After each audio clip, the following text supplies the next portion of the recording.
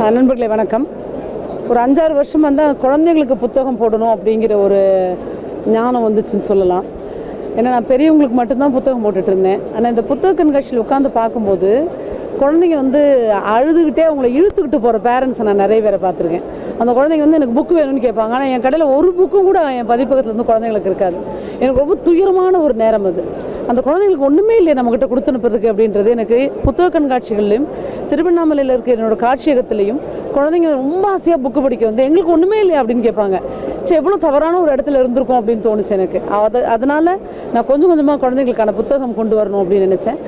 அது அந்த என்ன ஏஜ் குரூப்பில் யார் எழுதுறது, குழந்தைங்க எழுதணுமா, குழந்தைங்களுக்கு பெரியவங்க எழுதணுமா அப்படின்ற நிறைய கான்வர்சேஷன் போய்கிட்டே இருந்துச்சு எனக்கு.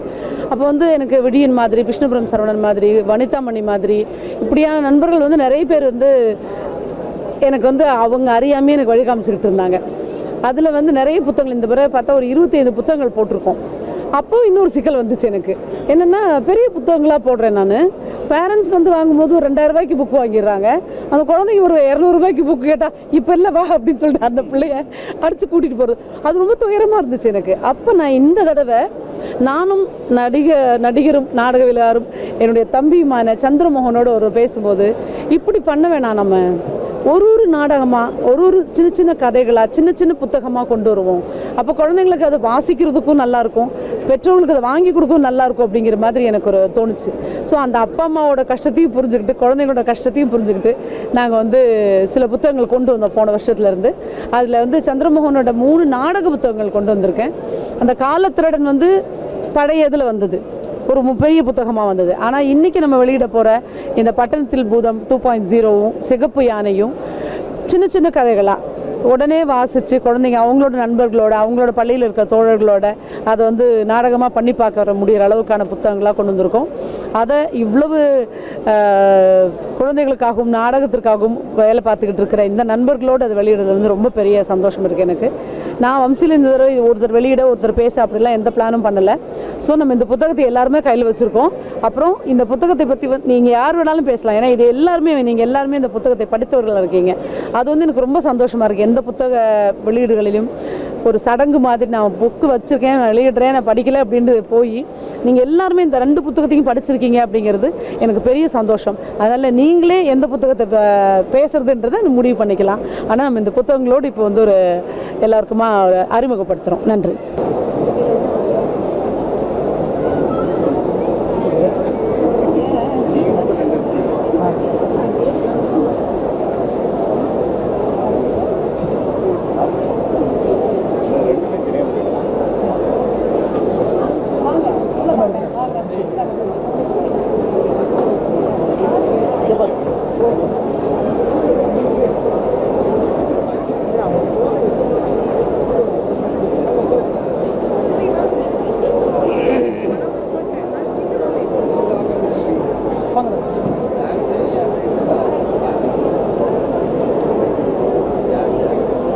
இந்த நாடக பிரதிகளை பற்றி விழியன் முதல்ல பேசுகிறார். வம்சியோட எனக்கு தொடர்பு உங்கள் யாருக்கும் தெரியாதுன்னு நினைக்கிறேன். வம்சிக்கு முன்னாடி பவாவோட 1990 கலையிரவு நடந்தது. அந்த கலையிரவோட ஒருங்கிணைப்பாளர் எங்கள் அப்பா. அந்த டைம் ஒன்றிணைந்த வடார்காடு மாவட்டமாக இருந்தது. அப்போது தாமையேசாவோட செயலாளராக இருந்தார் அப்பா. எனக்கு சின்ன வயசில் ட்ரௌசர் போட்ட காலத்தில் எனக்கு பார்த்து வேந்த ஆளுமைகளில் எனக்கு ரொம்ப இந்த மாதிரி வரணும் அப்படின்னு நினச்சவங்களில் அது கலையிரவு தான் அறிமுகப்படுத்துச்சு. அதில் பவாவும் கருணாவும் எனக்கு அப்போது 10 வயசில் அவங்க ஒரு பயங்கர ஃபேண்டஸியாக இருப்பாங்க. அப்படியே டாம்டும் போயிட்டே இருப்பாங்க, அந்த மாதிரி இருப்பாங்க. அந்த அவர்கள் மூலம் வந்த வம்சியில் 2 புத்தகம் வந்திருப்பது ரொம்ப மகிழ்ச்சியாக இருக்குது. இந்த நிகழ்ச்சியில் கலந்துப்பது அது ஒரு பெரிய மகிழ்ச்சி. முக்கியமாக இந்த 2 புத்தகங்கள் இன்னும் ஏன் முக்கியத்துவம் பெறுது அப்படின்னா, ஒரு சிறார் எழுத்தாளராக இருக்கும்போது ஒரு அவலம் என்ன அப்படின்னா, நிறைய பள்ளி ஆண்டு விழாக்கெல்லாம் போக வேண்டியிருக்கு. பள்ளி ஆண்டு விழாவில் போகும்போது அதில் பெரிய கஷ்டம் என்ன அப்படின்னா, நாடகத்தில் உட்கார்றது தான். ஏன்னா இதனால் வரை இப்போ ஒரு 4000 பள்ளிகள் இருக்குது அப்படின்னா 3950 பள்ளி ஆண்டு விழாக்களில் தெனாலிராமன் கதையோ அல்லது ஆலிஸ் இன் ஒண்டர்லேண்ட், ஆங்கிலத்தில் போனால் ஆலிஸ் இன் ஒண்டர்லேண்டு கதையோ, இதை தாண்டி எஸ்வி சேகரோட பழைய ட்ராமாவை ஏதோ ஒன்று எடுத்து கொஞ்சம் மாற்றி போடுற டெண்டன்சி தான் வந்து இருக்குது. சிறார் இலக்கியத்திலேயே வந்து ஒரு முக்கியமான அங்கம் வந்து நாடகம் வந்து பேசப்படணும். இப்போ சமீபமாக ஒரு 10 ஆண்டுகளாக தான் சிறார் இலக்கியமே வந்து கொஞ்சம் கொஞ்சமாக பல்வேறு கதைகள், அப்புறம் நாவல், அங்கேருந்து கொஞ்சம் மெல்ல வந்து பாடல்கள், நவீன பாடல்கள், அந்த நிலையிலிருந்து குழந்தைகளுக்கான கவிதைகள் அப்படின்ற ஒரு ஜானரில் போகிறோம். ஒரு தொடாத ஏரியா அப்படின்னு ரொம்ப வருத்தமாக இருக்கிறது. ஒவ்வொரு ஆண்டும் வந்து குழந்தைகளுக்கான நாடகத்தை எப்படியாச்சும் எழுதிடணும் அப்படின்ற ஒரு முனைப்போடு இருக்கும்போது தொடர்ச்சியாக அந்த இடத்துல பங்களிச்சிட்டு இருக்க சந்திரமோகன் 2 நாடகங்களை, ரொம்ப எளிமையான 2 நாடகங்களை, பட்டணத்தில் பூதம் அப்புறம் சிகப்பு யானை, ரெண்டுமே ஒரு ஃபேண்டசி தான். ரெண்டுத்துலேயும் வந்து உங்களுக்கு ஒரு கனவு இருக்கும், ஒரு ஃபேண்டசியாக வேறு ஒரு உலகத்துக்கு போய் அங்கே குழந்தைகளாக. இதில் ரொம்ப முக்கியமான இடம் என்ன அப்படின்னா, அறிவியலோட அடிப்படை வந்து கேள்வி கேட்பது தான். நமக்கு பல ஆண்டுகளாக ஏதோ ஒன்று சொல்லியிருக்காங்க, திடீர்னு ஒரே ஒரு கேள்வி கேட்கும்போது நடுங்கிடுவாங்க அது முன்னாடி இருக்கவங்க. அந்த டெண்டன்சியை கதைகள் மூலம் நாம் வந்து கடத்திட்டு இருக்கும்போது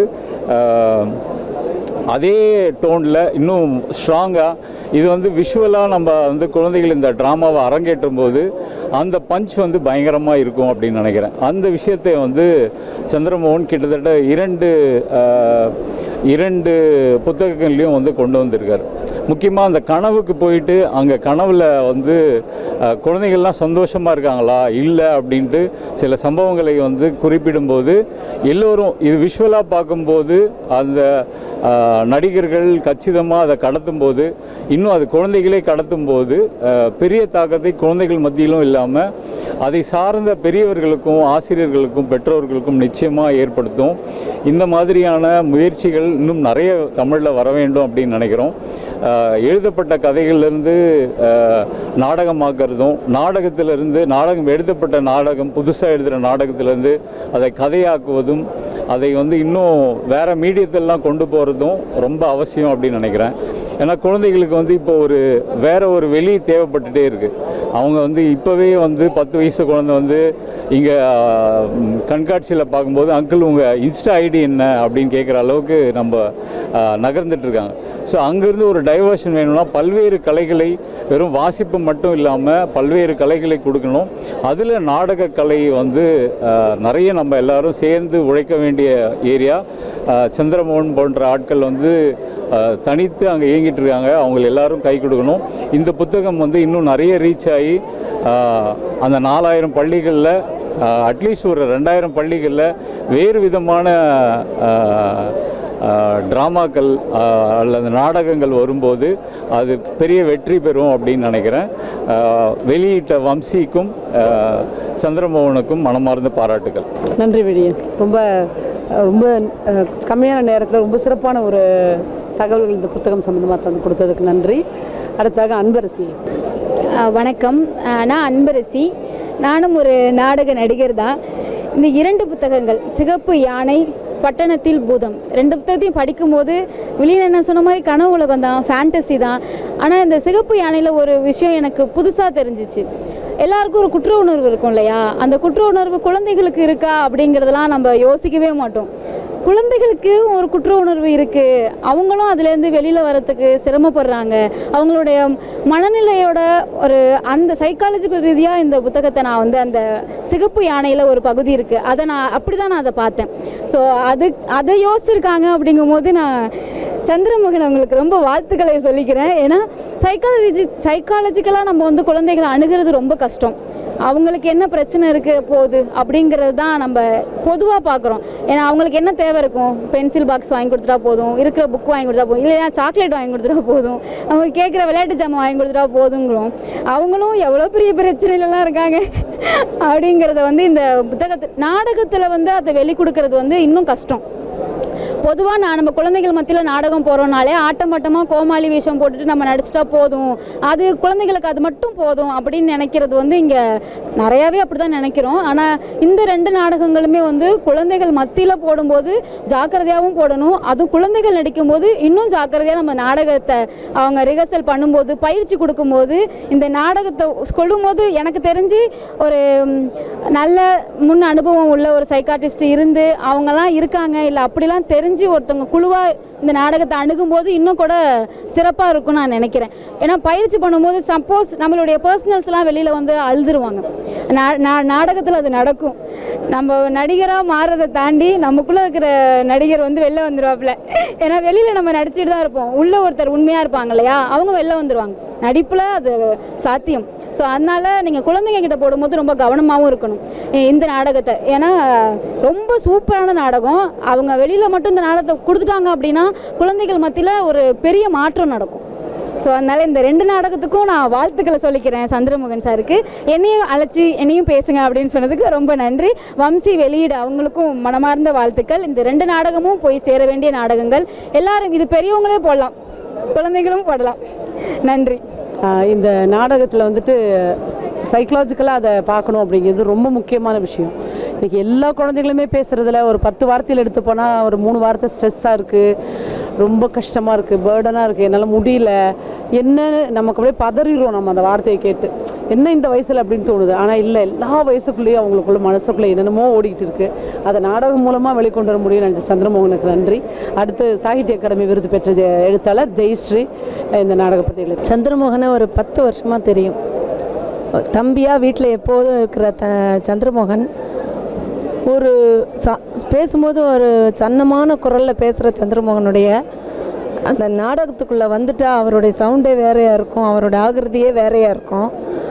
அப்படி பார்த்து பண்ணும்போது அவருடைய ஒவ்வொரு நாடகத்துக்கும் என்ன மாதிரி இருக்குன்றத முன்னாடி உட்காந்து பார்க்குற ஒரு அனுபவம் எங்கள் எல்லாருக்குமே கிடச்சிருக்கு. அதில் இப்போ இந்த புக்கை எழுதும் போது நான் படித்ததில் வந்து இந்த சிவப்பு யானை படித்தேன். என்ன சொல்ல வர்றாருன்னு தொடங்கிக்கிட்டே இருப்போம். அந்த கனவு உலகத்துக்குள்ளே அவர் போகிறாரு, கடைசியில் குழந்தைங்கள்லாம் அங்கே மாட்டிகிட்டு இருக்கிறாங்க. அந்த மாட்டின குழந்தைங்களுடைய அந்த அனுபவங்கள் வந்து ஒரு ஒரு பள்ளியோட 20 வருஷம் பள்ளி குழந்தைகளோட பழகிற ஒரு பழக்கத்தில் பார்க்கும்போது நம்ம எப்படி அந்த குழந்தைங்களை அணுகணுன்றது தான். ஒவ்வொரு குழந்தையோடைய உள்ளத்துக்குள்ளேயும் இவ்வளோ இருக்குன்றத பார்க்காமையே இந்த சமூகம் வந்து அப்படி மறுதளிச்சுட்டு போய்கிட்டு இருக்குது இல்லை. ஆனால் ஒவ்வொரு குழந்தைக்குள்ளேயும் ஒரு அக்கறை இருக்குது. அந்த வாத்தியார் என்னால் தானே அவருக்கு இந்த மாதிரி ஆச்சு, நாம் பண்ணதுனால தானே, அப்படி அந்த குழந்தைங்களோட உலகத்துலேருந்து நம்ம பார்க்குறதே இல்லை, அப்ரோச் பண்ணுறதே இல்லை. அப்போ இந்த நாடகமாக இது எப்படி கொண்டு வர்றாருன்றதை நான் படிக்க அடுத்து பக்கமாக எனக்கு அப்படியே ஒரு தேடுதல், அப்படி இன்னும் என்ன இருக்குன்ற ஒரு ஆவல் இருந்துக்கிட்டே இருந்துச்சு.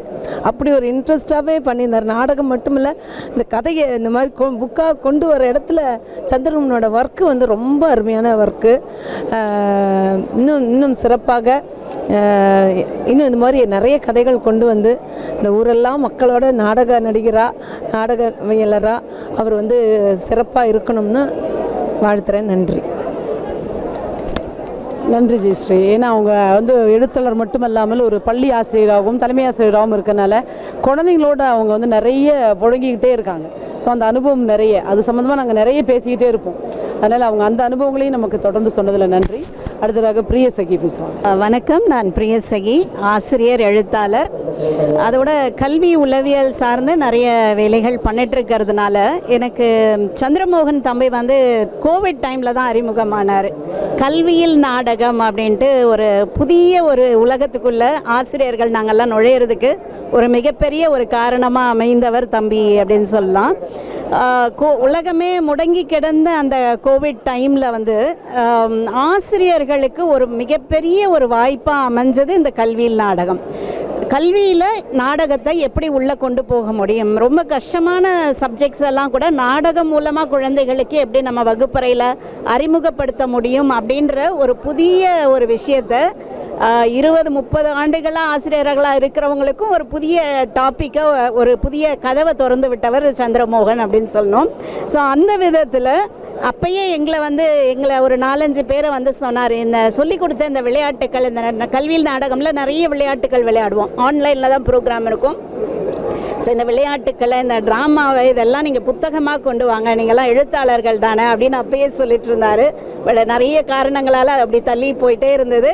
கடைசியில் அவரே கையில் எழுதுகோலை எடுத்துட்டாரு. வாழ்த்துக்கள் சந்திரமோகன் தம்பிக்கு. இது ரொம்ப பெரிய ஒரு விஷயம். அதுவும் வம்சி மூலமாக இந்த புத்தகங்கள் வெளியிடப்படுது அப்படிங்கிறது ரொம்ப பெரிய ஒரு என்ட்ரி பாயிண்ட் அவருக்கு. இந்த எழுத்தாளர் உலகத்துக்குள்ளே அவர் போன வருஷமே நுழைஞ்சிட்டாரு. ஸோ இந்த வருஷமும் 2 புத்தகங்கள் வெளியே வந்திருக்குன்றது ரொம்ப சந்தோஷம். இந்த 2 புத்தகங்களுமே ரொம்ப ரொம்ப முக்கியமான புத்தகங்கள். ரொம்ப அழகாக உளவியலையும் ஒரு நுண் அரசியலும் இருக்குது. அதுவும் அந்த பட்டினத்தில் பூதம், அந்த பட்டினத்தில் பூதம் 2.0, அது எல்லாருக்கும் அந்த அல்லாவுதீன் பூதம் ஜீனி தான் தெரியும். இந்த பூதம் நிறைய விஷயங்களை நுண் அரசியலெல்லாம் நிறைய பேசியிருக்கு. அதை படிக்கும்போது புரியும். சிறுவர்களுக்கு மட்டும் கிடையாது, பெரியவர்களும் படிக்க வேண்டிய ரொம்ப ரொம்ப முக்கியமான புத்தகம் 2மே. அதுவும் சிகப்பு யானை ரொம்ப ரொம்ப முக்கியமான புத்தகம். பெற்றோர்களுக்கும் குழந்தைகளுக்கும் இருக்கக்கூடிய இடைவெளியை, ஆசிரியர்களுக்கும் குழந்தைகளுக்கும் இருக்கக்கூடிய இடைவெளியை இட்டு நிரப்புவதற்கான மிக முக்கியமான குழந்தை உளவியலை பேசக்கூடிய புத்தகமாக இருக்குது. கல்வி உளவியலை குழந்தைகளோட மனநிலையிலிருந்து நாம் பார்த்து அவர்களை அணுக வேண்டிய முக்கியத்துவத்தை சொல்லக்கூடிய ரொம்ப ரொம்ப முக்கியமான புத்தகமாக இருக்குது. குழந்தைகள் இயற்கையிலே படைப்பாற்றல் மிக்கவங்க தான். ஆனால் ஒன்ஸ் அவங்க ஸ்கூலுக்குள்ளே போனவுடனே அவங்களோட அந்த க்ரியேட்டிவிட்டியெல்லாம் எங்கே போயிடுதுன்னு தெரியாது. படம் வரைன்னு சொன்னவுடனே ஒரு மலை, ஒரு சூரியன், ஒரு கீழே ஒரு ஆறு, ஒரு மீன், இதை மட்டும்தான் எல்லா குழந்தைங்களும் வரைகிறாங்க அப்படிங்கிறது ஸ்கூலில் அவங்களுக்கு கற்றுக் கொடுத்தா அவங்களோட க்ரியேட்டிவிட்டியை 0 ஆக்கிடுது அப்படின்றது நமக்கு தெரியும். இயற்கையாக குழந்தைங்களை அவங்களே வரைய விட்டால் அவங்க எவ்வளோ வரைவாங்க, அவங்களோட கற்பனை திறன் எவ்வளோ இருக்குன்றது நமக்கு தெரியும். அப்படிப்பட்ட குழந்தைகள் தான் இந்த புத்தகத்தில் இந்த சிகப்பு யானைன்றது அதை சொல்லக்கூடியதாக தான் இருக்கும். ஏன் ஒரு யானை ஒரு கிரே கலரில் தான் இருக்கணுமா, ஏன் சிவப்பாக இருக்கக்கூடாதா, ஏன் பச்சையாக இருக்கக்கூடாதா அப்படின்னு அந்த குழந்தைகள் தானாக வரைகிறாங்க. அதை பெற்றோர்கள் இப்படியெல்லாம் இருக்காது யானை அப்படின்ட்டு அவங்க நிராகரிக்கிற நேரத்தில் பெற்றோர்களுக்கு தெரியாமல் அந்த குழந்தைகள் இந்த யானையை வரைஞ்சி அதை சூரிய ஒளியில் காட்டும் பொழுது அது உயிர் பெற்று வருது. அந்த குழந்தைகள் எவ்வளோ சந்தோஷமாக இருக்காங்க அப்படிங்கிறதையும், அதுதான் அவங்களுடைய கனவு, நான் என்னவாக போகிறேன் அப்படிங்கிறத அந்த யானைகள் மூலமாக தான் குழந்தைகள் வெளிப்படுத்துகிறாங்கன்றப்ப அதை தெரிஞ்சுக்கிற பெற்றோர்கள் எப்படி அந்த இது தேவையில்லை உனக்கு அப்படின்னு சொல்லும் போது அந்த குழந்தைகள் எப்படி மனசு உடைஞ்சி போகிறாங்க அப்படின்றத ரொம்ப அழகாக சொல்லணும். நான் இப்படி தான் ஆகணும், இதுதான் என்னுடைய கனவு, இதை எங்கள் பெற்றோர் நிராகரிக்கிறாங்க, நான் சினிமாவில் நடிக்கணும், ஒரு நடிகை ஆகணுன்றது தான் என் கனவு அப்படின்னு என் பெற்றோர்கள் இதை வேண்டான்றாங்க, கிண்டல் பண்ணுறாங்க அப்படின்றப்ப அந்த குழந்தையோட மனசு எவ்வளோ உடைஞ்சி போகுது அப்படிங்கிறதெல்லாம் ரொம்ப அழகாக சொல்லியிருப்பாங்க. ஸோ அப்படியே அந்த மன வருத்தத்தில் இருக்கிற குழந்தைகள், அழுத்தத்தில் இருக்கிற குழந்தைகள் போய் அந்த கனவு உலகில் அந்த சிலந்தி வலைக்குள்ளே மாட்டிக்கிறாங்க. அதை எப்படி இந்த ஆசிரியர் வெளியில் கொண்டு வராரு அப்படிங்கிறது ரொம்ப அழகாக சொல்லியிருப்பாங்க. அதே மாதிரி ஒரு ஆசிரியர் ஒரு குழந்தைகளை அணுகும் பொழுது எப்படி ஒரு கண்டிப்பான ஆசிரியராக இருக்கும் பொழுது குழந்தைகள் அதை எப்படி அவரை பழிவாங்கணுன்றதுக்காக எப்படி ஒரு முயற்சியை கையாளுறாங்க. கடைசியில் அந்த ஆசிரியர் குற்ற உணர்ச்சியில் இருக்கும் பொழுது அவர் என்ன ஆகிறாரு, கடைசியில் குழந்தைகள் குற்ற உணர்ச்சிக்கு ஆளாகிறாங்கன்றப்ப அங்கே என்ன நடக்குது. ஸோ இதெல்லாம் ரொம்ப ரொம்ப ஒரு மிக நுண்ணிய ஒரு நூல் இழை போல உளவியல் கருத்துக்களை உள்ள அழகாக சொல்லிட்டு போகிறாங்க. ஸோ கண்டிப்பாக பெற்றோர்கள், ஆசிரியர்கள், குழந்தைகள் எல்லாருமே படிக்க வேண்டிய மிக மிக நுட்பமான உளவியல் கதைகள். இது கண்டிப்பாக இந்த நாடகங்கள் எல்லா பள்ளிகளிலும் அரங்கேற வேண்டியது ரொம்ப முக்கியம். வீட்டில் பெற்றோர்கள் குழந்தைகளுக்கு சொல்ல வேண்டியது, குழந்தைகள் பெற்றோருக்கு சொல்கிறத பெற்றோர்கள் காது கொடுத்து கேட்கணும் அப்படிங்கிறதையும் இந்த கதைகள் மூலமாக ரொம்ப தெளிவாக சொல்லியிருக்காங்க. வாழ்த்துக்கள் சந்திரமோகன் தம்பிக்கு. இது போல் இன்னும் நிறைய கதைகள் நீங்கள் நாடகமாக நடத்திட்டே இருக்கீங்க, அதை நூலாக்கம் செய்யுங்க. அப்போ இன்னும் நிறைய குழந்தைகளை அது போய் சேரும், தமிழ்நாடு முழுக்க, ஏன் உலகம் எங்கும் இருக்கக்கூடிய தமிழர்களையும் இது போய் சேரும். தொடர்ந்து எழுதுங்கள். வாழ்த்துக்கள். நன்றி. வம்சிக்கும் என்னுடைய வாழ்த்துக்களும் நன்றிகளும். ரொம்ப சரியாக பிரியசகி சொன்னாங்க. அதாவது குழந்தைகளுக்கானது குழந்தைகளுக்கு மட்டுமல்ல, அது பெரியவர்களுக்கானதும் அது ஆசிரியர்களுக்கானதும் அப்படின்னு. அது ரொம்ப முக்கியமான விஷயமா நானும் கூட பார்க்குறேன். ஏன்னா யாரோட பிரச்சனையும் அவங்க மட்டுமே எழுதுறதுன்னா அது ரொம்ப சிரமம். ஒருத்தவங்க எழுதி அதை மற்றவங்க புரிஞ்சுக்க முனைகிறது தான் ரொம்ப முக்கியமான விஷயமா பார்க்குறேன். இந்த நிகழ்வுக்கான ஏற்புரையை கச்சிதமாக சந்திரமோகன் வழங்குவார். முதல்ல ரொம்ப நன்றி. நான் வந்து நீங்கள் எல்லோரும் பேசினதை பார்த்தா நான் வந்து நானே நம்பிட்டேன், நான் அதுவும் பெரிய ரைட்டர் மாதிரி.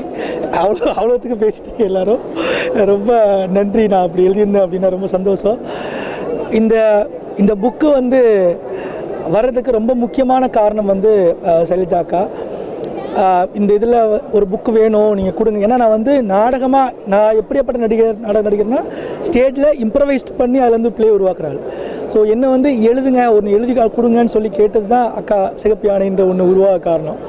இதில் வந்து சிகப்பு யானை வரும் அப்படின்னு எழுத ஆரம்பிக்கிறப்ப எனக்கு. அதனால் இந்த ஒரு முக்கியமான ஒரு நன்றி வந்து சைலஜா அக்கா அவங்களுக்கு. நாடகங்களை நான் வெளியிடணும்னு நினைக்கிறப்ப நிறைய பதிப்பகத்துக்கு நம்ம பேசினோம், புத்தகங்கள் வெளியிட பதிப்பகங்கள் பேசினோம். ஆனால் நாடகங்களை வெளியிட யாருமே முன் வரலை.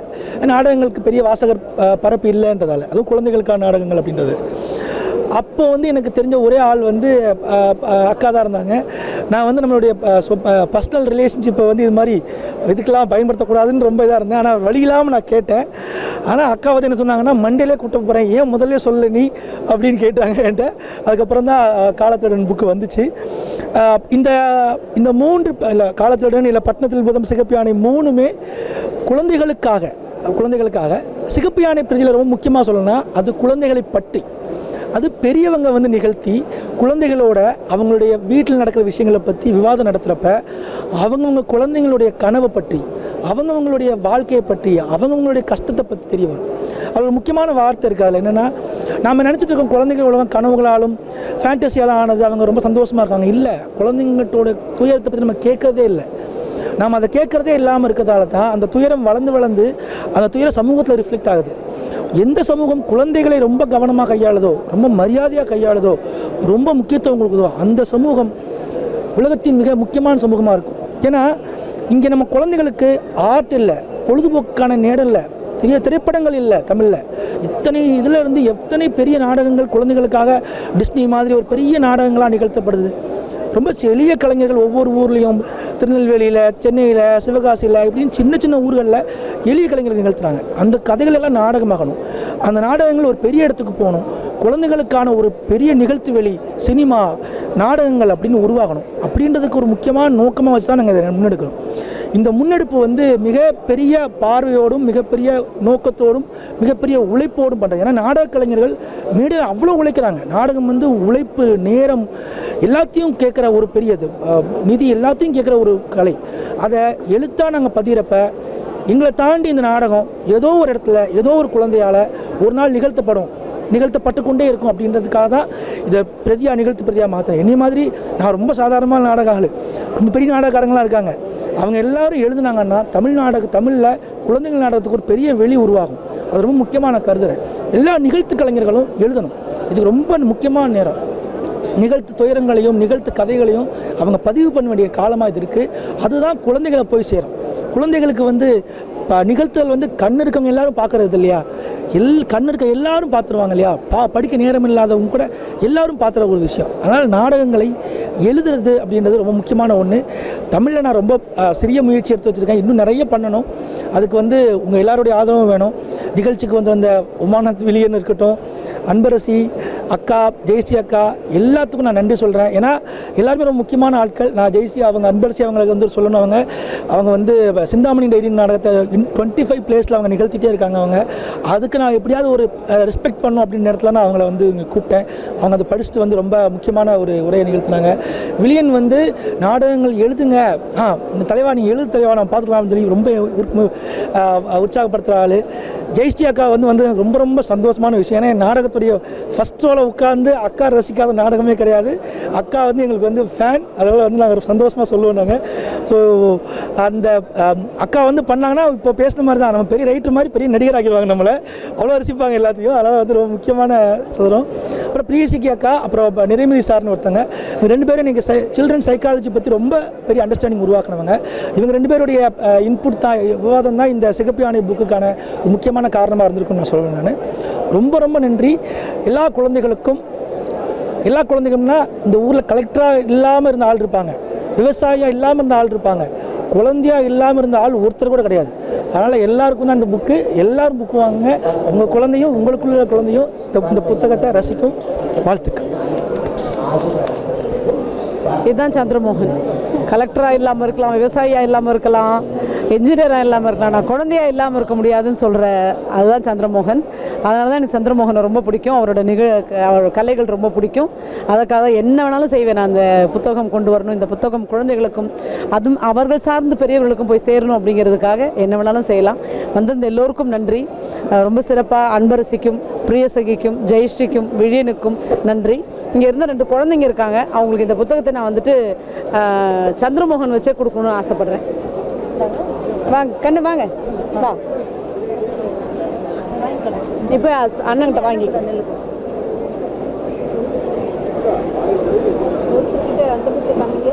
தம்பி இதோ